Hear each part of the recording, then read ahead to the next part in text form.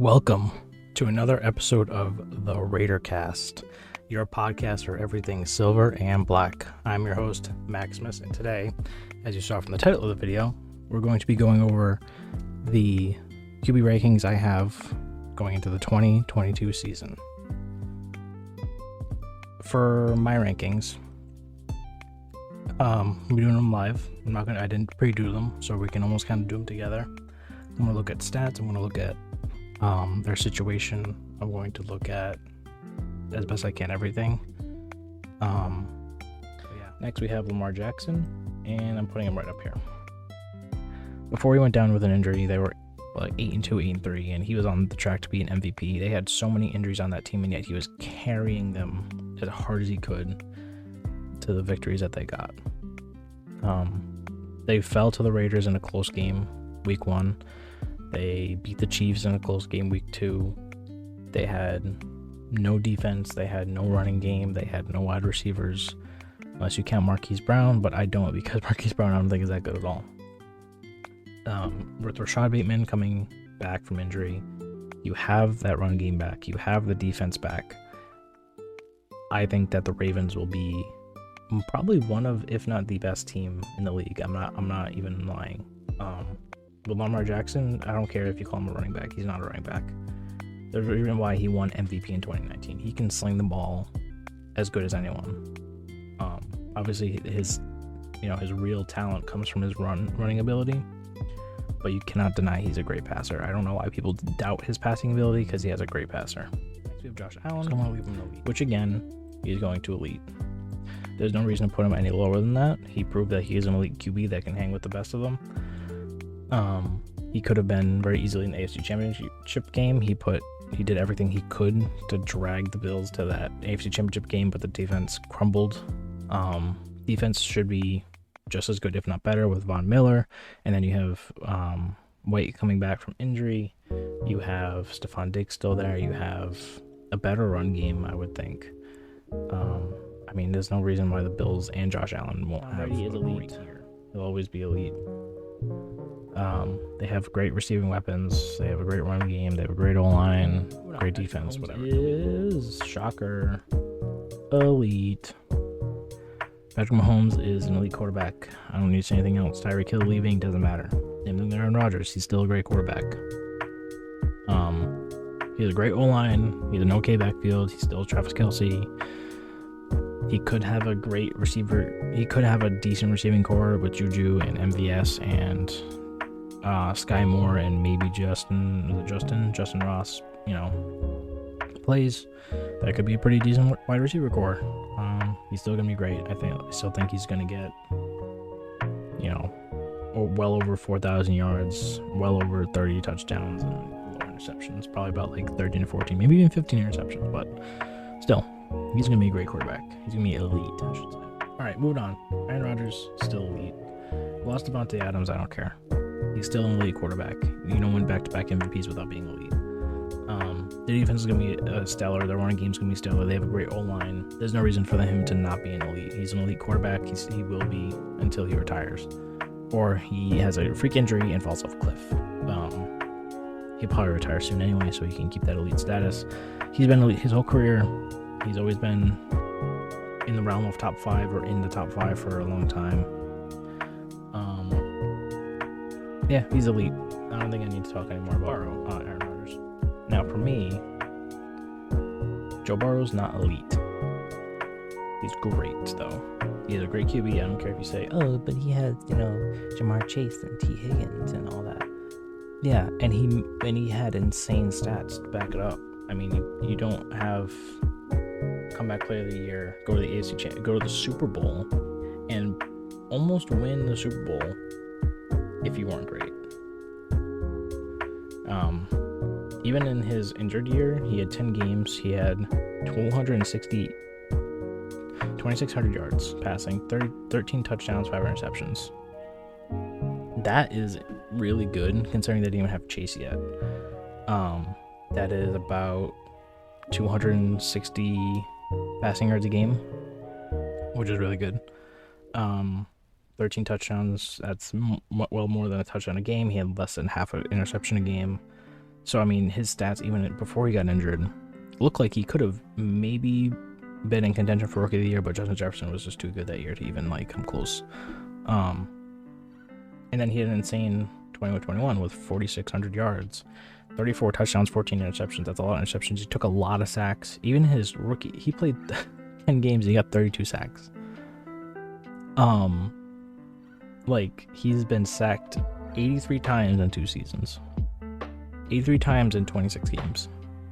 That he's getting sacked like almost 4 times a game. Like that's ridiculous. That is so bad. And I mean, a lot of it can, you can blame sacks on QBs, absolutely, but you don't get 51 sacks just purely on being a bad QB. So that's his O-line. He's obviously a great QB.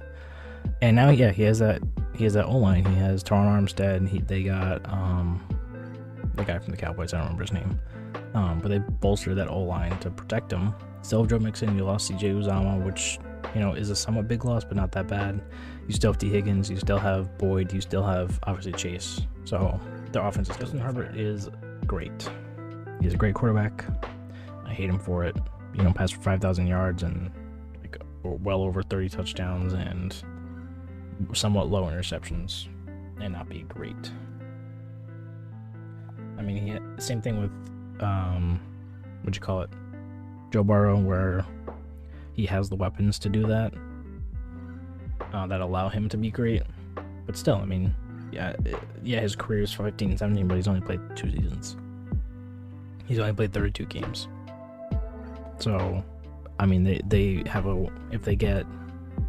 go minimum 10-7. He has a 500 record. So I think they'll go above 10-7 though. But I mean, 5,000 yards, 38 touchdowns, 15 interceptions. That is incredible. He had 294.9 yards a game. That's incredible. Yeah, he's a great quarterback. He is great. You have, wait a minute. Oh, that's Stafford. I was like, is that Allen again? No, it's Stafford. Ooh, he's great. He passed for 4,800 yards, 41 touchdowns, 70 interceptions. That's a great performance. I don't think I have to really talk much about him. He always had a rocket arm. He just never had he always had talent. He had Calvin Johnson for a long time. But point is, he didn't have that great of a running game. But he had a better team around him that allowed him to do it. You have a Kyler Murray.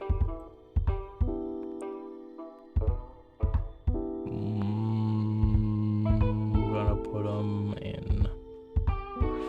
Okay, I'm kind of stuck between good and great. Now, I'm going to put him in good for now until we establish who's actually in great, because I feel like he is a great quarterback when everything goes right.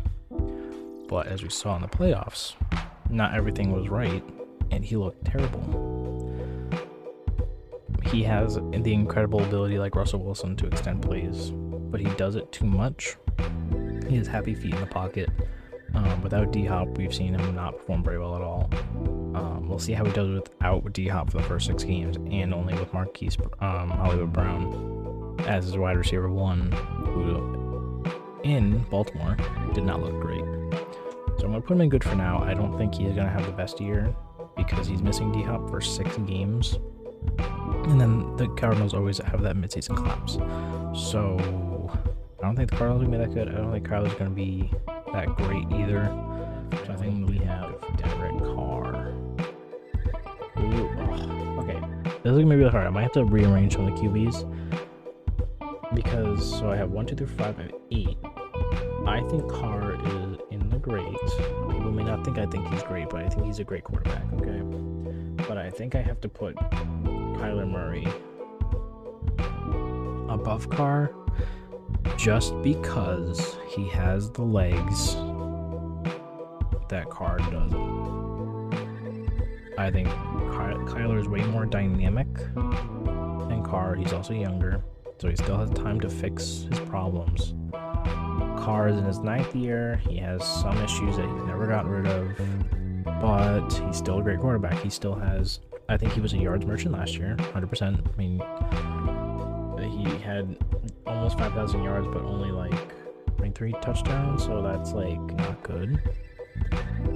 Yeah, he had 2020 was a much better year for him.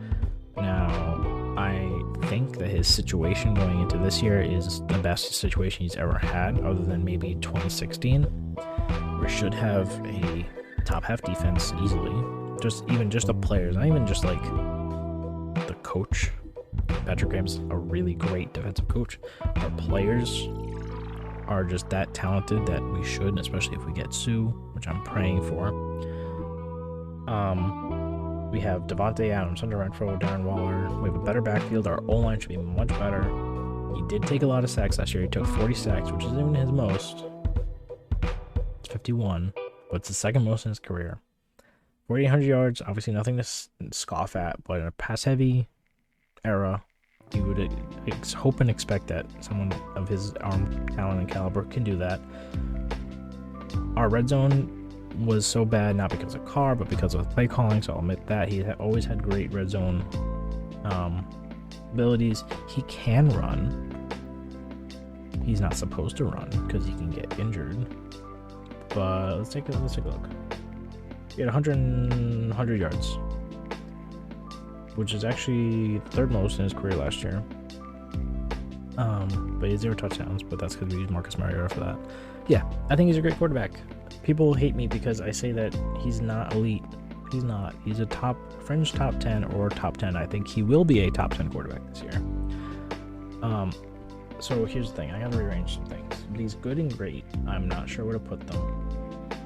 I'm not sure if I actually want Kyler there, even though I just talked about how I think he's going to be good, but I think this situation going into with T-Hop gone for 6 games isn't going to bode well for him, but I'm going to keep him there, actually. I'm not going to remove anything.